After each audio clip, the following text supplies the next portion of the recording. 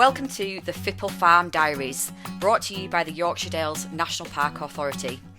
FiPL stands for Farming in Protected Landscapes, a programme funded by Defra that helps farmers and land managers in England's national parks and national landscapes access funding for projects supporting climate, nature, people and place. In each episode, we'll dig into a particular part of a project that's received FiPL funding. And while we focus on one theme at a time, every story is part of a much bigger picture, showing how these projects and people are working together to shape the future of farming in the Yorkshire Dales landscape. Join us as we meet the people making a difference and discover how farming in protected landscapes is delivering for the Dales, one story at a time. Hello and welcome to the 9th episode of the FiPL Farm Diaries. This episode is all about managing public access on farms in the Yorkshire Dales. So I probably shouldn't have favourites as the host. However, this episode is definitely it. And the reason for that is we've spoken to 4 farmers in this episode that are all doing things a little bit differently with regards to educational visits and hosting adults as well. And the one thing that really stood out across all the interviews that I did was just how fulfilling they all find it and the impact that they're having on bringing the general public a little bit closer to farming in the Dales. So the first farmer that we're speaking to is Gary Schofield. Gary's up at Buckden. He does educational visits for school kids in the Harrogate, Keighley, Skipton area. And he has been for quite a while doing these visits. So let's see what Gary's got to say. Hello, I'm Gary Schofield and I farm at FiPL Farm in Buckden on a National Trust tenanted farm, farming Belty Galloway, outside cattle and a flock of Swaledale sheep. Morning, Gary. Morning. Morning. Right, this episode is all about public access and, in your instance, educational visits. You've been doing them a long time now, haven't you? Yes. Do you want to tell us where it started? It started under the HLS scheme. We've got our CVAS award funded under HLS, and under that scheme we had to do 10 or 12 school visits a year to claim a certain amount of our HLS payment, which was added on top of the land payment, which worked quite well, and we ended up really quite enjoying it and enjoying seeing what the young kids, which were generally the primary school age, that were coming, and enjoyed seeing what they got out of it all, and the shock of realising that they didn't really know anything at all about farming, let alone hill farming, and the differences between different sectors of farming included. Yeah, and it's amazing that, isn't it? Because the kids must have been coming from local-ish, like they're not coming miles and miles, are they? No. So for them to not know... Well, they have to come from within an hour of here, which brings in a circumference down to Keighley, really. Yeah. And that's generally where they were coming from. But they were the more urban type schools. Yeah. That were coming. So it was quite shocking what they didn't know. I suppose, yeah, I hear a lot of farmers say about the disconnect between general public and farmers, although I would argue we are general public, but you know what I mean? Yeah. And, how little they are and how little they know and how disconnected they are from the food. But why would they? It's like saying that we don't know about the ins and outs of... Oh, listen, it goes deeper than that. I mean, some of these kids have never been anywhere near a sheepdog or never seen a sheepdog, or it's just unbelievable. They really are not getting out into the countryside. The people that we see in the countryside aren't the people that need to be here. Yeah, the people that have got cars and have got spare time on their hands and like walking, and are generally probably slightly better off in life. And the ones that are coming are the people that really, really have had nothing to do. Or, the nearest thing to food that they know is the supermarket or a takeaway. Yeah. And it's shocking. It really is shocking. And the teachers that bring these kids have got such an uphill task to try and even educate them in school. Yeah.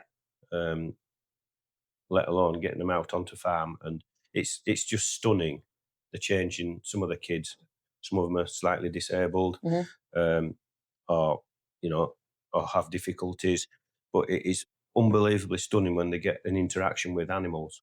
what difference it makes. Difference it can make to Yeah. them. It can completely bring them out of the shell. And Yeah. the teachers are flabbergasted with it all, really. Yeah. So it's really good to see. It is really good to see. That's one thing that everybody that I've interviewed for this episode has said, how fulfilling it is, how, because it's like people are either end at scale with this. They either absolutely love it and see the value of bringing kids onto farm, or there are some farmers that are like, I can't think of anything worse. Like, what do you talk to them about? What hoops do you have to jump through? But everybody that does it or has had a go at it they've all said to me how fulfilling it is and how much they enjoy doing it. And like, as you say, it's such a benefit to them now, but they're also they're the next generation of consumers, aren't they? Yeah. It's the majority of the population. Yeah. The people, it is the majority of the population are living in the urban areas. And I can understand how people are nervous. I'm nervous when they when they're coming, before they come, because I, really don't know at what level to pitch the conversation. And you just have to get them into the yard, sit them down on some straw bales or something, and find out what they do and what they don't know and how keen they are and this, that, and the other. And it's just, you do have to wing it a bit, but you have to also have a bit of a plan of what you're going to do, where you're going to go with them, what you're going to show to them, what you would like to show to them, if things went your way. Yeah. And also we've got the variations in weather. Well, you get a coach load of kids turning up without wellies and it's raining, or coats and this sort of thing. It's really, really difficult. That is difficult. Yeah. That's the difficult thing. You've got to have the facilities yourself, really, for those worst case scenarios. Yeah. Which is where FiPL fits in. We've bought waterproofs and wellies that enough for a minibus load of young kids. Yeah.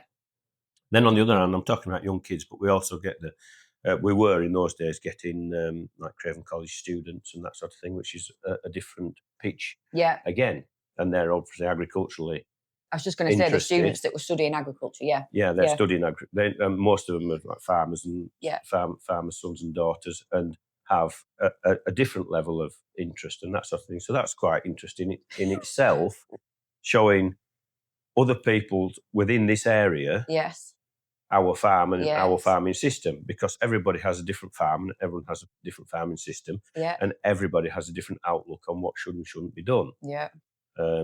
So that's another interesting one, you see. So you get the 16 and 17-year-olds who obviously think they know everything. Yes. And the idea is to send them away with a different concept or a more open mind or whatever. Yeah. I bet, which was harder? I bet that's the hardest sell. The older ones are definitely harder because you've got the teenager factor to deal with. Some of them that really don't want to be there, come on a school trip, and it wouldn't be cool to show any interest in that sort of thing. And then the other ones that but with time you can drag it out of them, and they're usually bubbling when they're going away. So it's quite good. Brilliant. Right.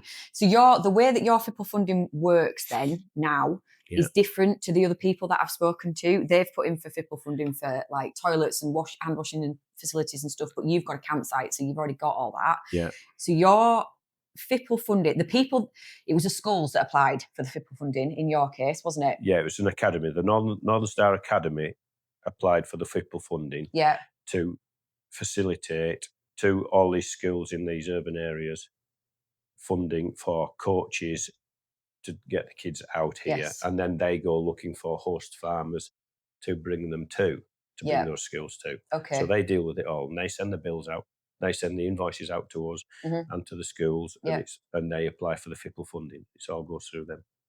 That's got to be easier because you're not having to advertise it yourself, and presumably they found you through the parks team, did they? Yes. Yeah. And yes, they would do, and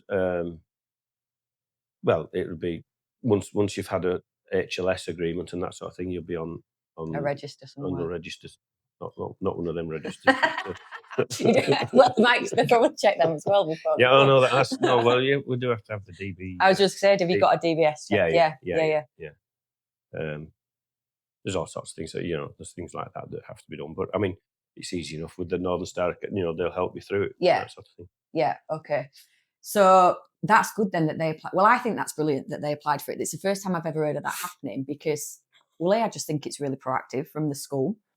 Yeah. I think it's brilliant, and also it saves you a lot of. Well, ultimately, we're farming, aren't we? We're not Exactly. marketers, and Yeah. you know, we're rubbish at marketing and this that, and the other. And we're all pushed to Yeah. our limits and one thing or another, and Yeah. probably not as good at emailing as we maybe should be, and all that sort of thing. So it's really good. It's someone else can do the complicated bit, really. Yeah. That is the complicated bit, and the frustrating bit is tying it all up and getting it all together. Yes. Yeah. Well, and the other people that I've interviewed as well said that the biggest sticking point with getting schools onto farm is the buses. So the fact that they've got, as in schools can't afford, they haven't got the funding to get people out there. So the fact that they've got funding, and yet the schools have to do this as part of their curriculum. They do, right? Yeah.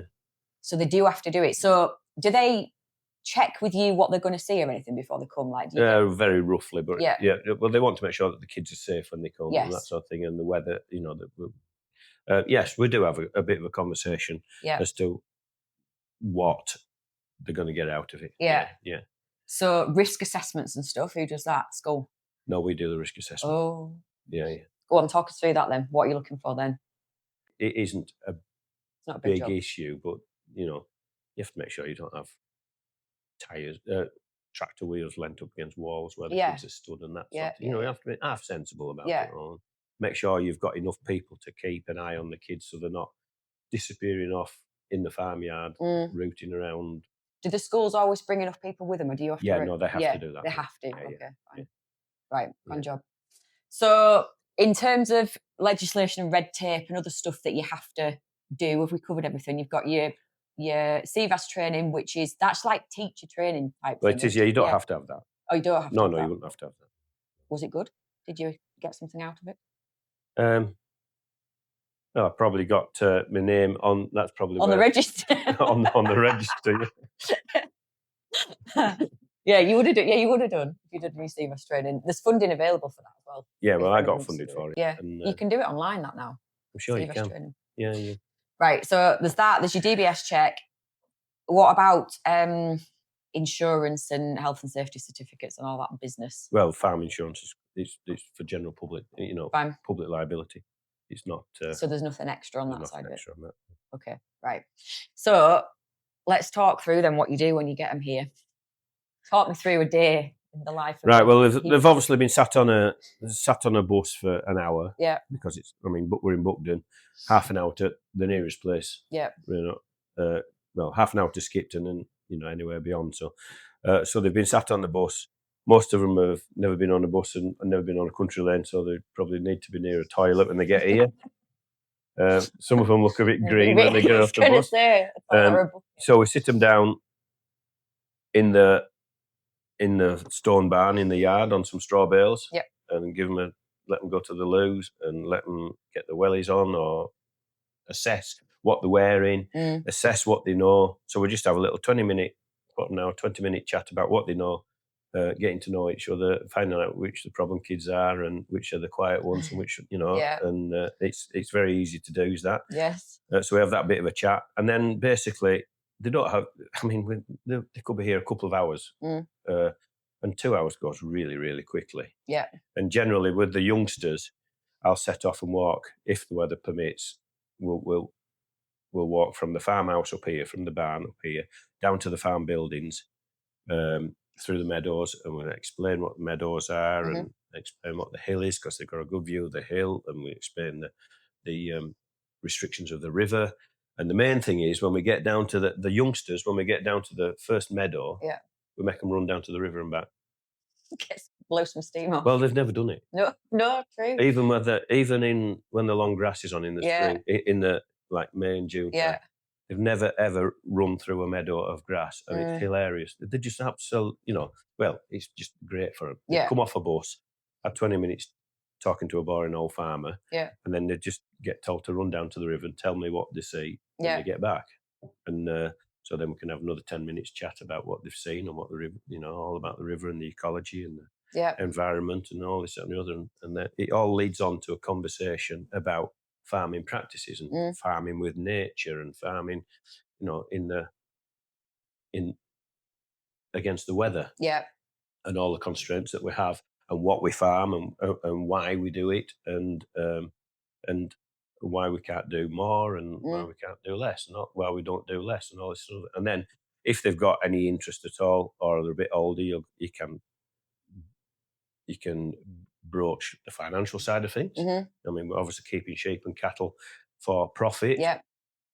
Most of them don't have a clue that sheep and cattle are here for us to make a living. It's really quite basic stuff. And then we'll walk down to the buildings, and I'll let one of the sheepdogs out, and we'll maybe gather some sheep up and that sort of thing. But you see, a lot of them have never had a sheep. They're scared stiff of dogs.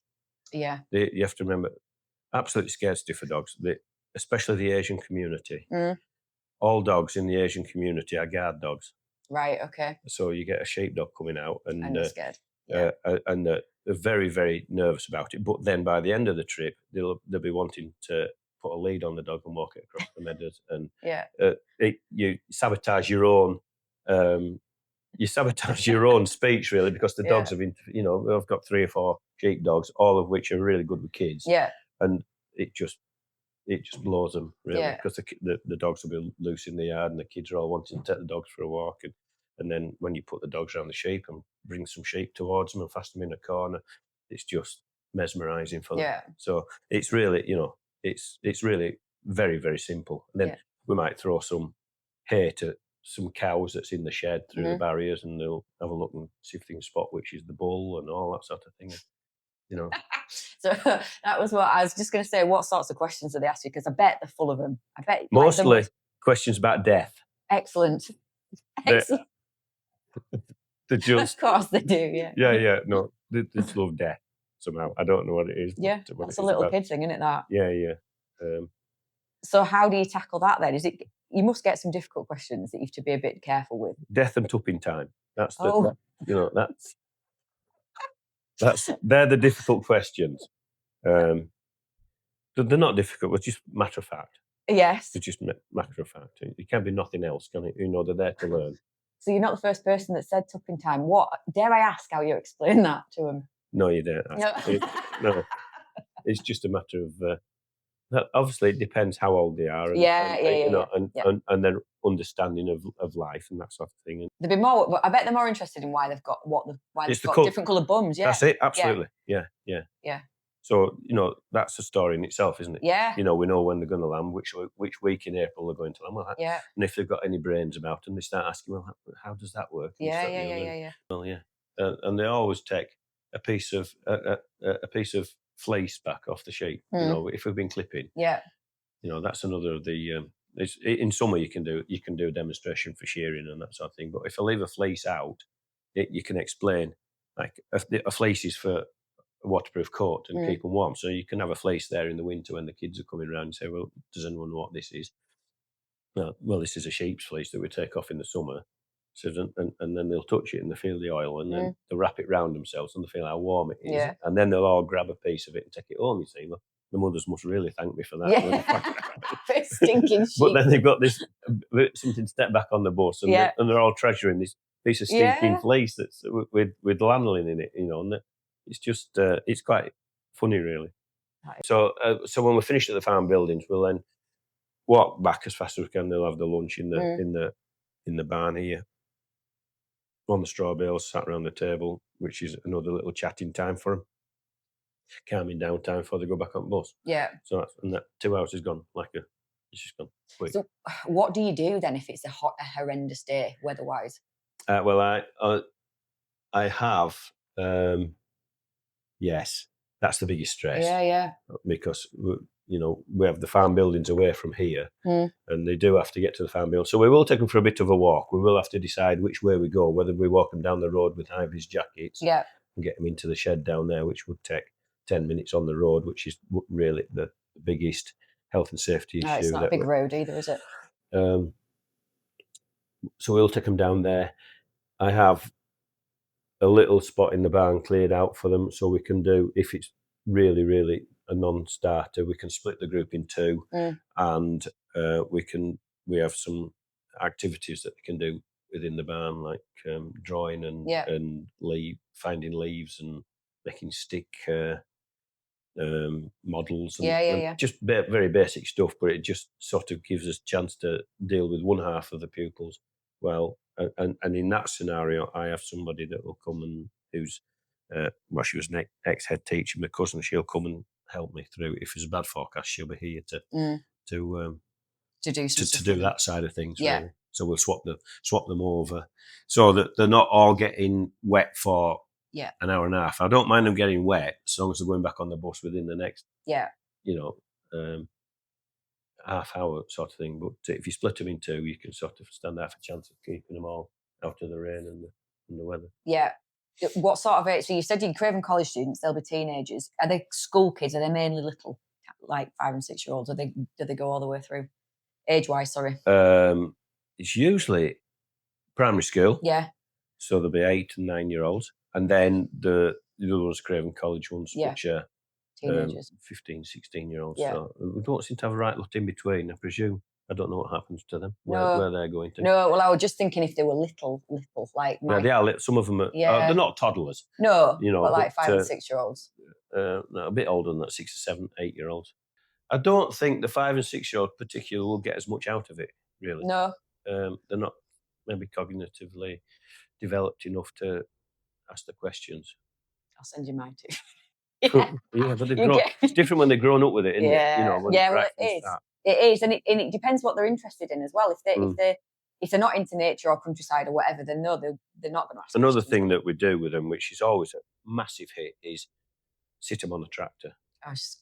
Just sit them on the tractor, let them have a bounce on the seat, and then get off the other door. Yeah. Someone lifts them on one side, and there's a queue of them going through. And, and the teacher generally takes a picture of them when they're sat on the tractor. Yeah. Even the most shy and retired kids get a smile on that situation. Yeah. Yeah. So everyone loves the tractor, don't they? Yeah.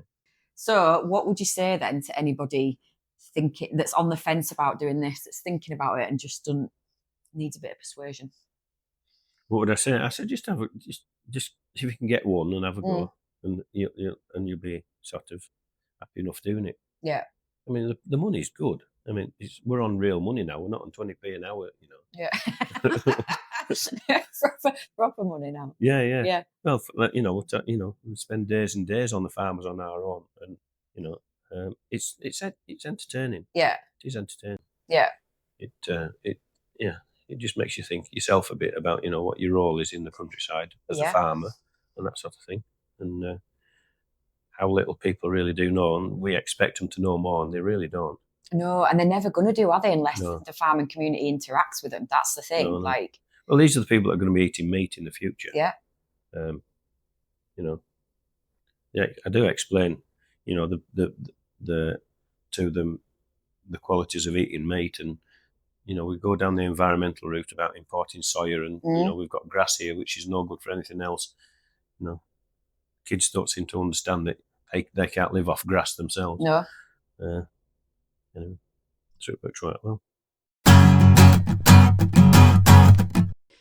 The second farmer in this episode is Rachel Marston. So Rachel's also doing educational visits for kids, but she's doing things slightly different from Gary in that she's actually marketing this as part of the wider business directly to schools. So let's hear what Rachel's got to say.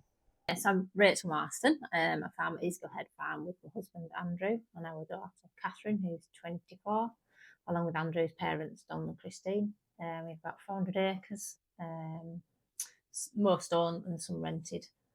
We have about 60 suckler cows, between Belgian Blues and pedigree limousines, commercial herd.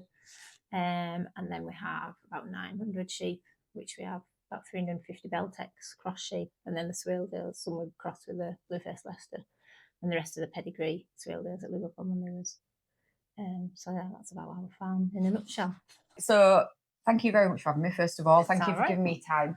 We're here today to talk about the FiPL funding that you received. So you've just said to me now, some of it was used to plant trees, but the main focus of this episode is about opening your farm up to the general public, and in your case, educational visit for schools. That's right. Yeah. So just tell us about, I suppose, why do you do that in the first, to start off with, what makes so it's a long story. So it goes back to like 2011 when we appeared on BBC Lambing Live, which gave us an introduction into the general public, interested in farmers, which we probably didn't think that they really were. So then from that, we built a holiday cottage, and from that, people can come down to the farm and they can come and see what's going on. So any time of the year, they can come and help us. So lambing time is like the time when people really like to come. Yeah. They can come any time of the year. So some people we've had going up the fell with us and following the sheep and that sort of thing. So it just gives them a little bit of a chance to see what goes on. Mm-hmm. And so from then, it sort of, I quite like kids. I like talking to people. I think it's really important that farmers, they can't complain about the general public not knowing anything if they don't show them. So if nobody will show them, I'll have a go at doing it, because I'm quite passionate about it, really. Yeah. So so there was money available for having schools or clubs or anything on the farm, and we sort of said, yeah, we'll do that. It took us a while to think about it and think, yeah, well, actually we probably could do that. There's a few different things that we had to change. So we hadn't really got any hand washing facilities, not really. We could add a bucket of hot water, but it's it looks better if you have it done properly. So we got a sink with 3 taps on and hand towels and soap and everything like that. And maybe we should have put some hot water in, so that's something that we could think about for another time, putting hot water in for the kids, because they don't like cold hands. Fair enough, I don't like cold hands either. And then we just got hired a portaloo for them to have a toilet and that sort of thing. And I did a CVAS course, which is helps you plan schools coming and what you need to know and that sort of thing. So that was quite hard for me, going back to school, and I forgot all about it to start with. So it took me a bit to get back into it. But I did that. I found that really beneficial. And then it's just ringing around the schools, telling them what you're doing, why you're doing it, and then chasing that email up with another email just to say, are you interested? That sort of thing, really. So that's different then to some of the other people that I've interviewed for this episode, because the 2 previous ones, the schools. So one of the schools actually applied for the FiPL funding themselves. Oh, right, yeah. And then Helen Ray, who I spoke to at the start, the schools, they almost had a database of people to ring, and they just rang you, but you're actively marketing this as part of your business. Yeah. So we did it on social media because we have quite a good following on with the holiday cottage, Stay Lambing Live, and so I put it on there. So we just recently hosted some kids from a local school, and it was brilliant. Really good fun. Absolutely loved having you here. Yeah. And then, is it a range of ages? Are you taking sort of? We did all sorts, really. We did some brownies, so they were really good, really keen. So that was lambing time. So I came and see lambs being born. We did a couple of homeschooling groups, so they actually just all came as a group. So they varied from 3 right up to 15, which is probably, it's quite difficult to do that, but it was lambing time, so that was okay. And we also went up the fell and fed the sheep, pulled the silage out of the trailer. And there's actually lamb being born on the fell, so we got that in the trailer, and so they saw all sorts when they came. So that was really, really good. Young farmers, they came one night. And then also the Yorkshire Dales actually planned this. Some people from Leeds, from a deprived area in Leeds, and they came up on the train. So a lot of them had never even been on a train ride before. So we met them at the station, which is just across the fields. And they were brilliant. They were like adults. And it was, for me, that was probably really special. We took them for a little walk up onto the top where you can see all the fells. And they were just like, this is just brilliant. And that for me was like, I've done my job. I've shown them, get outside in the countryside, even if it's just for a little walk. Appreciate what's around you and that sort of thing. They don't get a chance probably to do that when they live in a town, really. No, and when you think Leeds isn't that far away, is it? No, it isn't. You would think that maybe people in Leeds would get out to the Yorkshire Dales, but it's not an option for a lot of people, is it? So no, it isn't. No, I think as farmers, I know we moan about stuff and we don't make a lot of money, which we don't, but we're in a very privileged position where we live, and we can go outside and just go for a walk whenever we want to, when they can go and stroke a cow or whatever. But people can't do that in a town, and it's very, very different for them, I suppose. Yeah. And they're all our, the kids especially are our next generation of consumers, aren't they? And the adults, they're already consumers. So you're right, it is really important for them to understand. It's super important. I think it's really, really important for kids, especially now. I think people are thinking a little bit more about what they put in the bodies and how they look after the bodies. So I think, now's the time to educate them. Really. Yeah. Can we just go back to your CVAS course? I don't know how long it is since you did it. Can you remember roughly what's the purpose of it and what sorts of stuff do you learn? So what did we learn? We learned how to do a risk assessment. Mm-hmm. We learned how to plan a lesson for, like, if we had a group of kids, so we had different scenarios of different age groups. Yeah. Difficult questions, if we were asked loads of different questions, how to answer them. Mm-hmm. Like doing little leaflets, if you want to do a leaflet and market that to a school or somewhere, how to do that, how to build a website.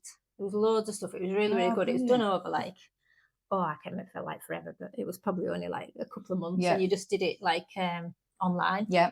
And we were all in like a little group. There was maybe 10 or 12 of us or something like that, all from all over the place. And then they gave you some homework to do and stuff, and then you had to get your homework done, which I was the worst at getting. Oh, it was terrible. It was lambing time when they did it. And the first time I was around some sheep and this phone went, I was like, oh, who's that? And she said, oh, it's a lady from Seabass. Are you actually coming on this course tonight? And I'm like, oh, completely forgot about it. So then I had to like come inside, and that again was a bit like today. It was like, I hadn't done my hair, hadn't done anything, and it was like, all these people were really posh on there. That's me coming in like a little trollop with little red cheeks and stuff. And Christ, it's embarrassing. So They'd all be farmers on it. Yeah, well, sort of farmers. Yeah. So, that's good then. So I didn't realise that they covered like the marketing side of things, because if you wanted to do this as a commercial, enterprise on your business, the marketing side I imagine is really important. Yeah, it's really good, and they give you a link to like different classroom, something or other it's called. I can't think what it's called. And you can go on there, and there's loads of like planned lessons and stuff for you. So say you're on about bees or something like that, you could go onto there and they would give you all different things and ideas of what you could do with different age groups that also link into the school curriculum. Brilliant. So it's a really, really good classroom. I can't think what it's called. I'll look it up. Yeah, classroom something. I'll find it for you. Because I think there's quite a lot of funding, actually, more funding available, I think, for the CVAS courses. I think I saw Leaf were doing some, and AHDB were. Yeah, no, it's definitely worth. It definitely made me think about stuff. Yeah. So. What sort of questions do you get asked, Rachel? Oh, you get asked all sorts. Questions like, do you name all your cows? How many animals have you got? Probably. What else? What's it like? What's it feel like putting your hand inside a sheep? Why does it smell so much? That's a really good one. How much money do you make? Yeah. All sorts of questions, but I think you just have to be honest. Yeah. And just be careful what you say, really, because you not too brutal with it. Yeah, some people are really sensitive about stuff. So yeah, you do have to sort of look at your audience and just think about what you say, probably. Yeah. Really. But always be honest. Yeah. It's the main thing. And funny, a bit of humour. Kids love a bit of humour. So, yeah, brilliant. So what would you say to other farmers that are maybe thinking about this but a bit apprehensive? Oh, I would say only do it if you're passionate and it's something that you want to do. I wouldn't do it just for the money. Yeah. I think it's something that you really want to do. Make sure you've got a safe environment. I'll definitely do the CVAS course because that was really beneficial. You don't have to do it, but I would definitely recommend doing that. Plan for when your kids come, because if it all goes pear-shaped, you need to have a different backup plan and that sort of thing. Maybe go and see what other farmers do. Or go on a school visit, go and take your kids somewhere and see what they do. It's a real privilege to be able to do it, actually. We find the kids really enjoy it, and it is really good. So the third farmer that we're speaking to in this episode is Frank Hunter. So Frank is slightly different to the other farmers that we've spoken to. He's actually opening the gates of FiPL Farm to adults. So these could be adults that are suffering with mental ill health or have suffered some kind of trauma, war veterans, and they just need to get away from the day-to-day grind and out into the countryside to decompress a bit. So let's hear what Frank's got to say. So I'm Frank Hunter. I farm and manage FiPL. It is a working farm. But on the back of the working farm, we offer some environmental space for those who really want to escape the rat race of not the inner city, but the fact that they're cooped up with no real road out and just need a bit of room to decompress and gather their thoughts. Yeah. And that's basically what we do. But we are a commercial farm. We don't really look at the I can't call it the therapy that we offer. It's not paid for. It's there for people to turn up. They just find us. So it's not part of the farming business. But the farming business is a sustainable enterprise. Those people can come and look at the farming business. They can interact with the animals. They can interact with the farm, or they can just recluse themselves onto a bench somewhere or sit on the grass and listen to nothing. Thank you very much for speaking to me, Frank. So this whole episode is about public access. We've spoken to 3 farmers that are hosting children on the farm school visits, but yours is slightly different to that, as you've just said. Just before we get going, just tell us about the FiPL grant that you received. What was that to do or pay for, or what was the sort of thought behind that? As I said on the introduction there, that we don't get any funding for what we do and what we offer, but the FiPL funding came along, and I'm sure it was a pioneering effort by the Yorkshire Dales, but it's also a recognition that this sort of work is needed because it's becoming more and more a nationwide concern over mental health. Yes. Specifically, we would take in the veterans, but with the current statistics showing that the suicide rate is so high, what happens to the families? Yes. And it's that snowball effect. And we have facilities here that are probably rather different to a waiting room and a therapist's office. So we're looking at a different view. We're not here to give any sort of professional help. We're just here to give that person that escape. Yeah, provide the space for them. If we want to be a pair of ears, we can be a pair of ears. We can't judge. No. We just let that person decompress and sort of look for their own reboot button and go away and start again. Yeah. It doesn't get to the core of the problem, but it just gives them that breathing space to sort of reset. And that's basically what the FiPL funding was about. So that they, in one sense, gave us the money to offer them our time. Yes. But also that time was converted into bringing in some minor facilities, like a shed where they can go and sit and make a brew, or we can have benches outside, or they can interact with the farm. Yeah. We've had them come here and they've voluntarily planted hedges with us. Brilliant. So that they can come back in years to come. And they have come back and said, well, I did that, so I've got a purpose. Yes. And they can see something growing from what they did. Yeah. Yeah, there's definitely something, isn't there, about the power, the healing power of nature and being outside and being with animals. We spoke to Gary Schofield earlier in this episode. He hosts school visits, but he was saying, a lot of the kids that come to him are from inner cities, quite deprived areas, and the change in them when they get out on farm. I imagine you see the same to some extent with the guests that you host. We don't specifically target children because I think there's a lot of funding out there because it ticks a box. Yes. And that's meant in a completely innocent way. But these are the adults. Yes. You've got military who have come out of the army, who have hit rock bottom. Their incubation period of PTSD is 10 to 15 years. Really? So they're hitting that rock bottom stage a long, long way after they've left the army and come out of the umbrella care of the military. And coming back into society is completely different when you're used to 3 meals a day in a hut somewhere and you're targeting whatever on the battlefield. And you get that throwback. And they need time to just get away from everything because every day is a routine for them. But they need to break that routine and just look at that chance to process. Yeah, yeah. And we that's what we offer, and that's what the FiPL grant was all about. Yeah, brilliant. So how long have you been doing this, Frank? How many years? We've done this for probably about 8 years now. The fact that we got the FiPL funding was a major boost, and we were able to provide something like toilets and Mhm. on site, and the shed that we can let them go and sit in, Mhm. and the fact that we can make room and time to accommodate them to be that pair of ears. Yeah.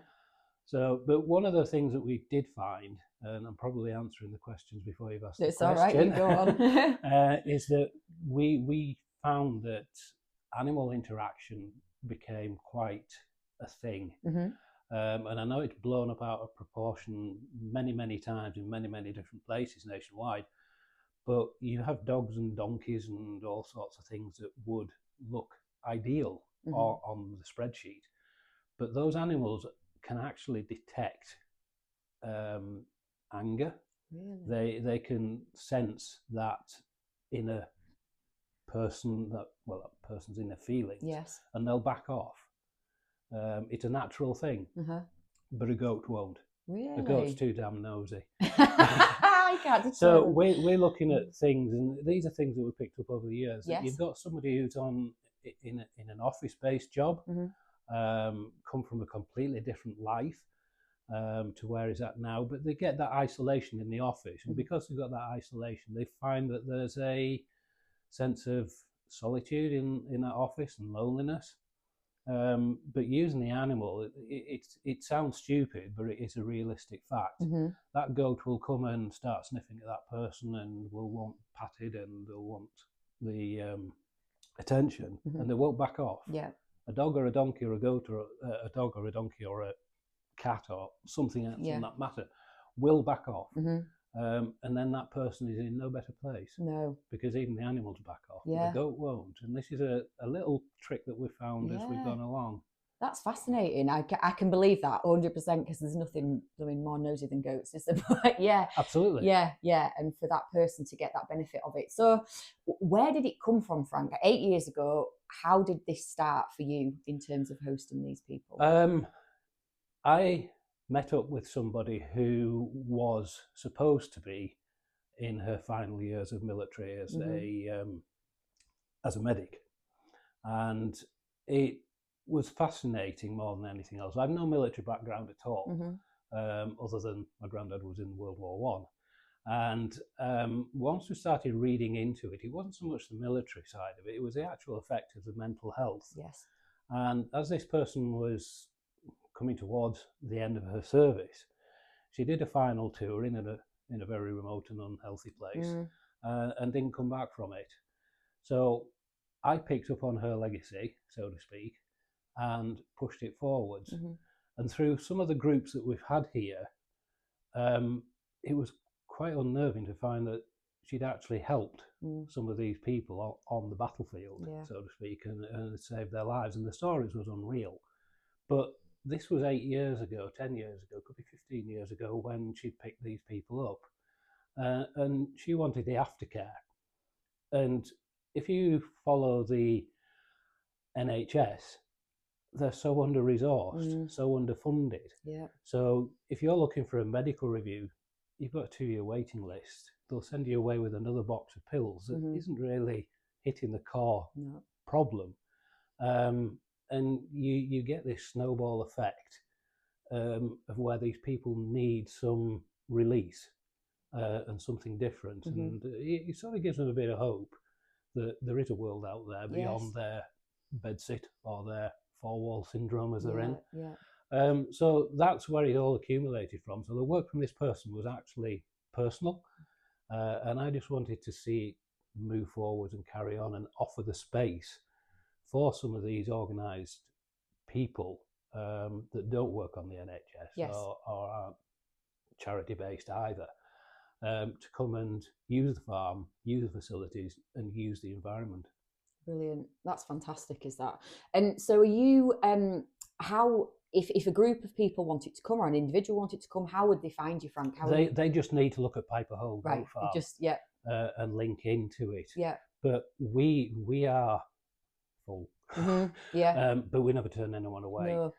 We're sat at the kitchen table now, and over in the corner on the other side of the room is a wooden box full of dominoes. Yes. And a brew on the table and a game of dominoes can actually release a lot of problems that unwittingly because they suddenly flow into that Yeah. procedure. Yeah. And we're happy to have a brew with somebody and a chat. Yeah. And that's how it works. But they just need to link to Piper Hole Goat Farm. Yeah.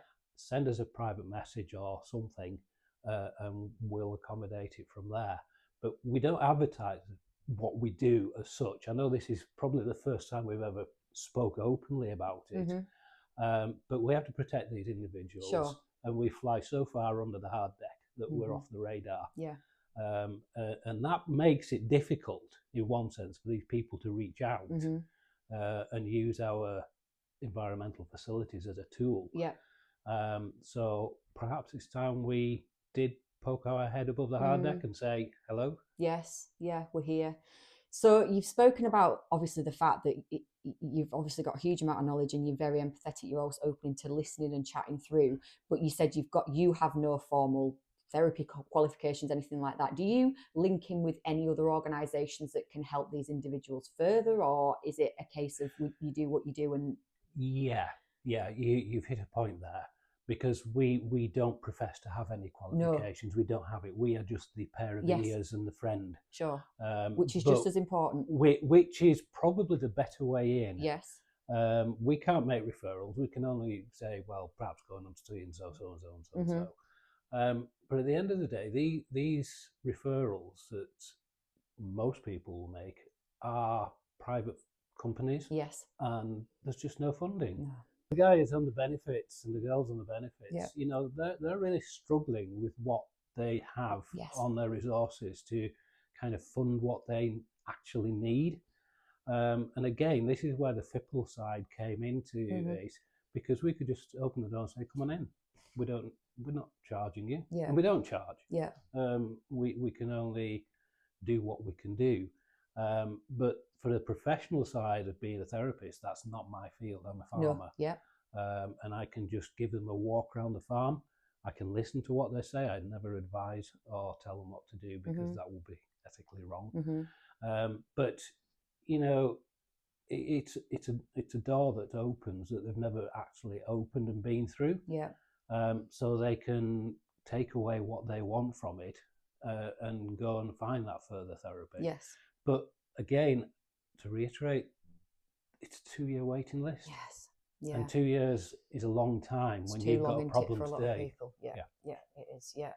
So then, Frank, how I'm a mental health first aider myself, and I know how difficult it can be. As much as you will always listen to people, you can end up carrying it a little bit yourself. How do you manage that? Because you must hear some upsetting things. What do you do for yourself? Goats. That'll do it. No, I can relate to a lot of this and just shut the door on it. Yeah. I don't carry it because I'm not involved in their day to day. I can appreciate the stress, the pressure that they have on daily life management. But I can shut the door because I have a farm out there that I too can get stuck into. We make cheese, we milk. It's a very intensive program every day. And if we let slip of that daily work, it's not going to do my business any good. No. But we try, as I say, we try to interact with people to get them to come, and we do have some lifelong friends. Yes. Don't get me wrong. And we have people from all over the country now who have worked and gone on and hit their goals from 0 to nothing. Yeah. And then from further on to get into work base that they want to be in, not what they have to be in. Yes. So I'm thinking, obviously we don't name names, but we had a guy that came in on a scheme, and he just wanted to work with the national parks. He wanted to be outside.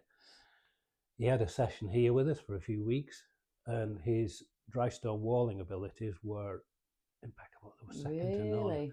And he just latched onto it. Yeah. He's now he works in a landscape gardening company, and he's doing some really artful work for them, and he's part of their team. Yeah. And coming from being a 40-year-old apprentice in the factory, he's now moved on to something where he wants to be. He's found his so niche. Yeah. We can't save everybody. No. But if we save one, we've done it. On the opposite side of what we're talking about, the commercial farming entity, this is, we've got 60 acres of owned land, we've got 20 acres of rented, we've got fell rights, and it is still a commercial farm, but on the basis of commercial farming, we should have died off long since, but we're still here. And it's not through the care farming that we do, that's just a latch on, but we're still a sustainable entity. Yes. And it has been the diversification into the dairy that has made that happen.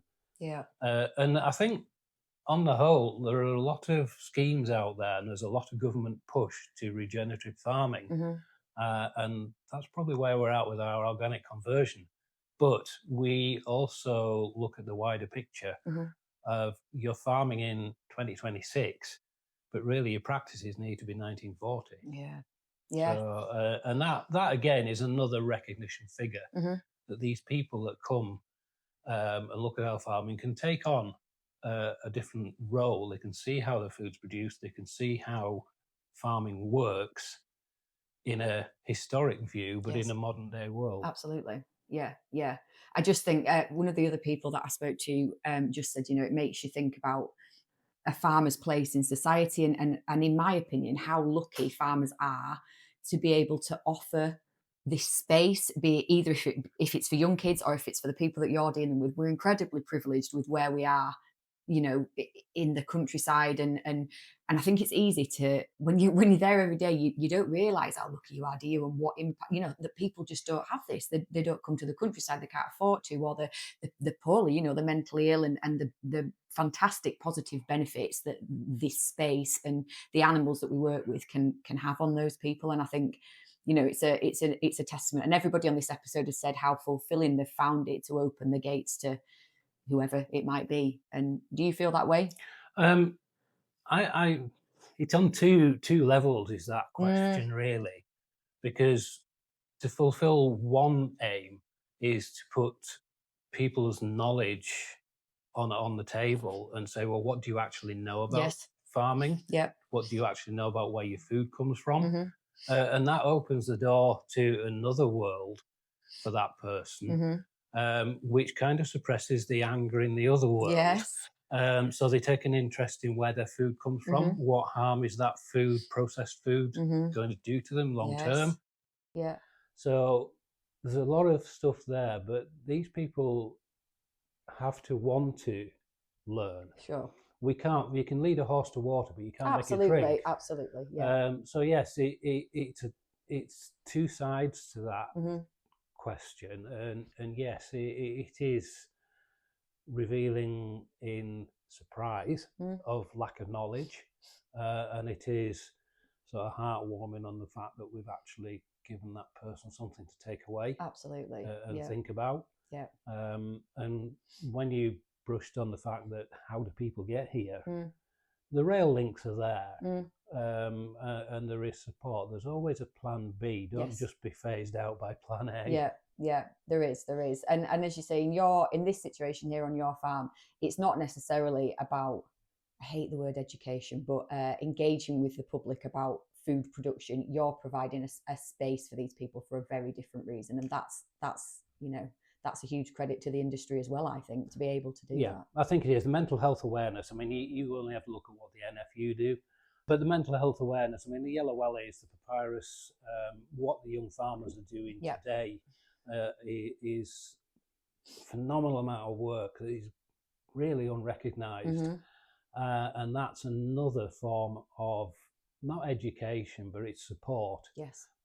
They support each other. There's 23,000 young farmers nationwide who are focused on the suicides, the knock-on effects of the suicides within their organisation.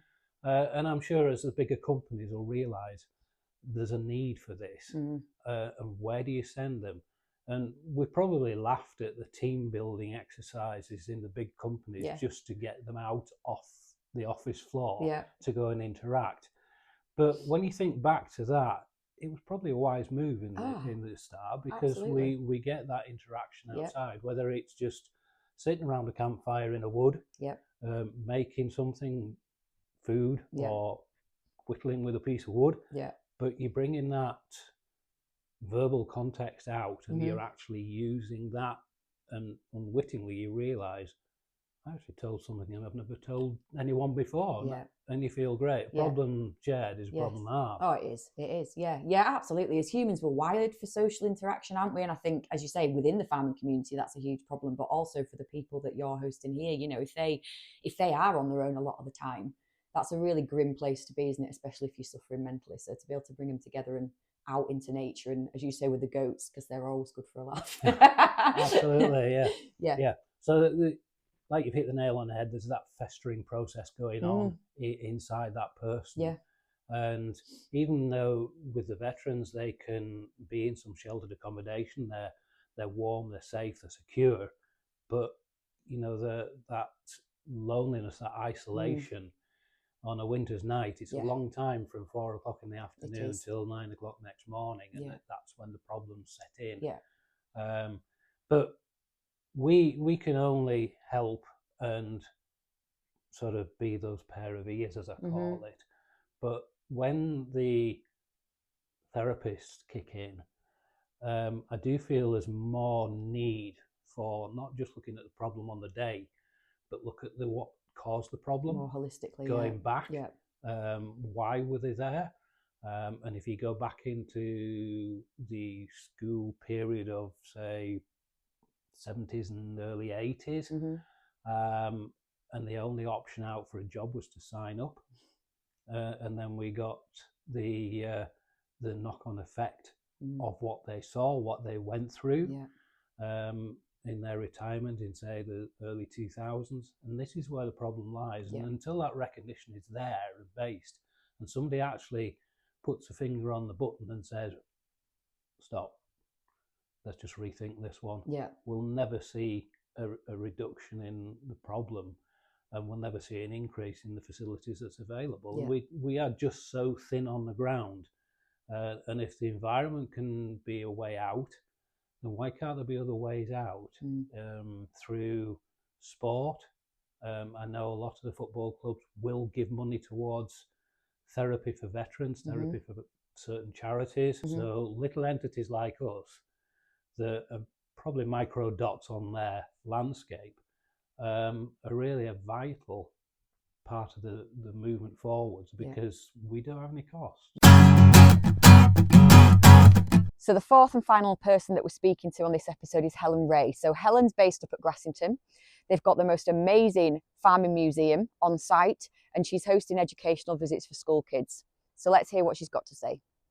My name's Helen Ray. I farm with my husband Chris in Grassington. We have a small farm. We specialise in rare breeds, and we are really first generation farmers.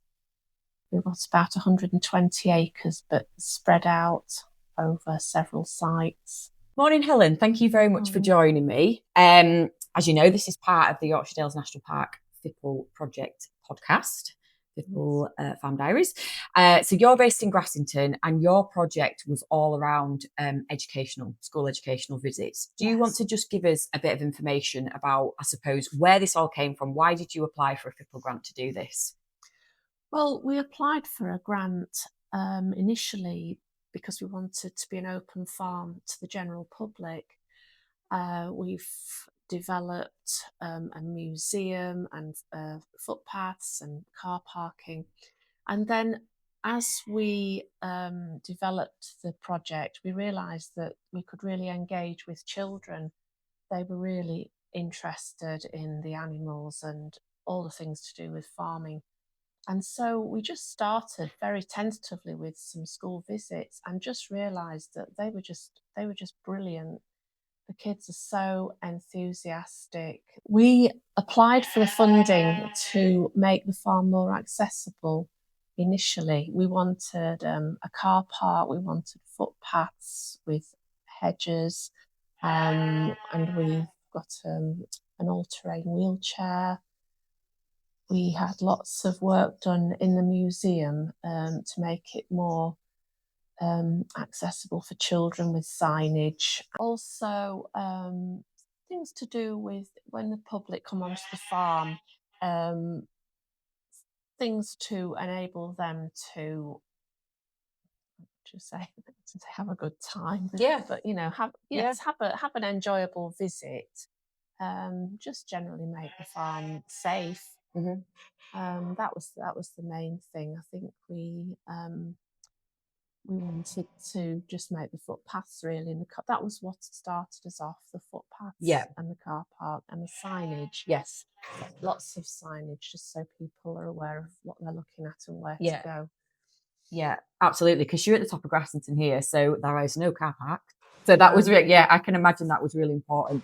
Which, when you applied for the grant, so it says on the information about the FiPL project that you were looking to do 74 visits, engaging over 1,000 people in Keighley, Bradford, and Skipton areas. Now, is that just your farm, or was this part of a wider cluster of farmers working on this project? No, that was just our farm. Wow. That was just what we kind of worked it out and just hoped that if we were open 4 days a week, that was the kind of footfall that we would expect. Yeah. And that's one of the other main things about the grant. We made the farm accessible from all different directions because before the grant, we just had one entrance, which meant people would have to walk up the road. And although it's not a busy road, our entrance is on the sort of the curve on the brow of a hill, very dangerous. Yes, you met a car coming down there. The road. Yeah. So we made pedestrian accesses in 2 different places, which has turned out to be very successful because when the national park visit with groups of students and children, they don't have to walk on a road at all. They just walk up the village and go in the sort of the back entrance of the farm. And it's a beautiful walk up. We've lined it with hedgerows and trees. Yep. So it's a good entrance, to start off the visit, because we need to go on with lots to see and do. Yeah, brilliant. So why, in your opinion, why is it so important to have these children on farm and let them see what's going on? Well, there's many reasons and many aspects of showing a child around the farm.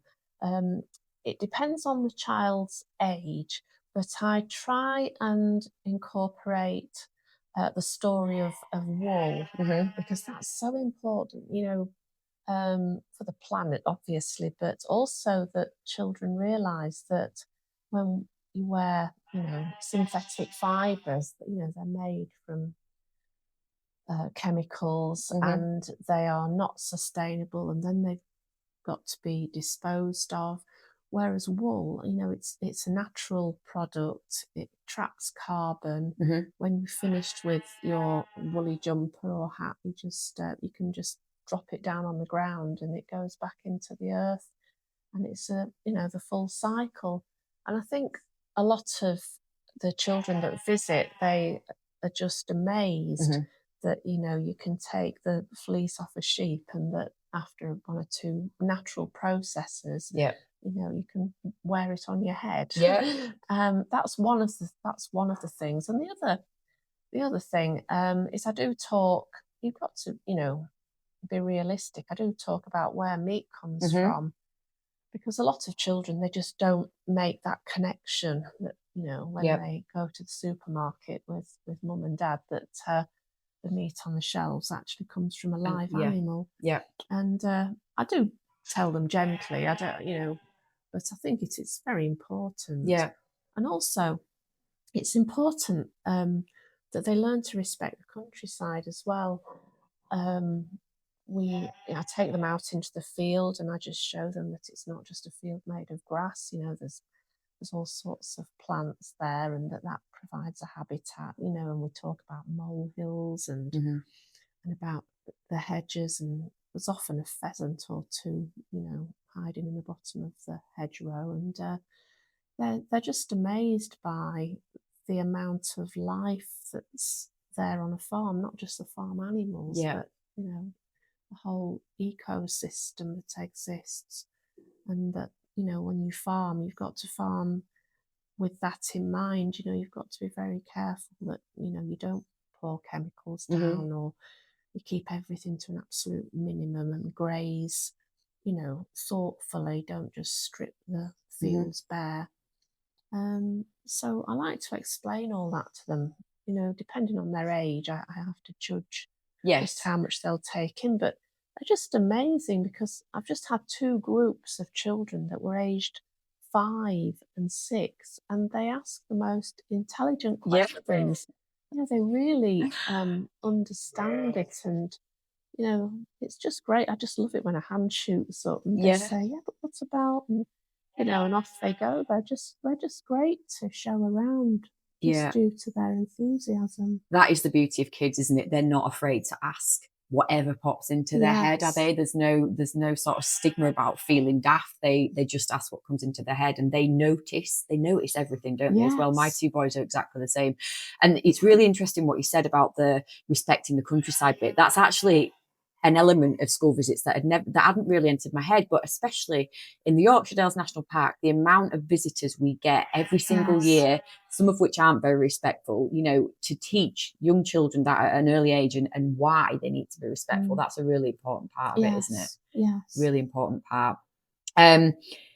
How do they take it when you talk about where meat comes from and that kind of thing? Do they understanding of it? Are they shocked? Are they?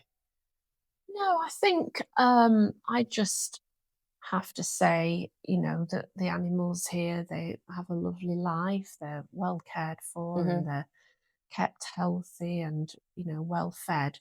But the reason we keep them is because they provide food for us. And but obviously, to provide food, then they've got to go to the abattoir, and and we take them there, and they're processed. I try not to use the word killed, but I just say that they're processed, and we get back not just meat, but we get back the skins and the horns. We have a collection of horns that the children are fascinated with, and no, I do. I explain, and sometimes they do question it. They say, "What do you mean processed?" And I say, "Well, obviously they have to be killed." And one child last week said, "Oh, does it hurt?" And I said, "Well, no, it's quick. They don't know. Animals don't think like us. They don't think ahead and work things out. It's just how it is. So, they're fine with it. I've never had a child distressed. That's good. That's good. I think, ultimately these kids are going to be the next generation of consumers for the industry, aren't they? Whether you are a meat producer or a milk producer or, arable and crops, they are ultimately your next generation of consumers. So it's really important to engage them, isn't it? Yes. And not... Well, yeah, because if you grew up in the middle of a big city like Bradford or even a town like Keighley, apart from maybe coming to the Yorkshire Dales now and again for a day out, you wouldn't have a clue, would you, about farming? And we've had many, many children come to the farm who've never been into the countryside, let alone a farm. They've, come from Bradford or Leeds, and they've never been out of the city. Yeah. So what have you learned, I suppose, through the experience of applying for the FiPL grant and putting everything in place and hosting children? Is there anything that you would do differently if you had your chance again? Don't really think I'd do anything differently. I'd try and do things better. And it's an ongoing process, because although we're sat in what I call the classroom now, this is a work in progress. I do hope that the school visits can continue well into the future, because we're investing a lot of time and effort into making the experience even better. So I think I would say I wouldn't change anything, but I would improve it, and I am doing. Even though the grant for us now is finished for this particular batch of funding, we're just carrying on, as best as we can with our own, finance, to try and continue improving it. Making this classroom's going to be amazing when it's finished. It's good now. It's brilliant space. I've got big plans. That's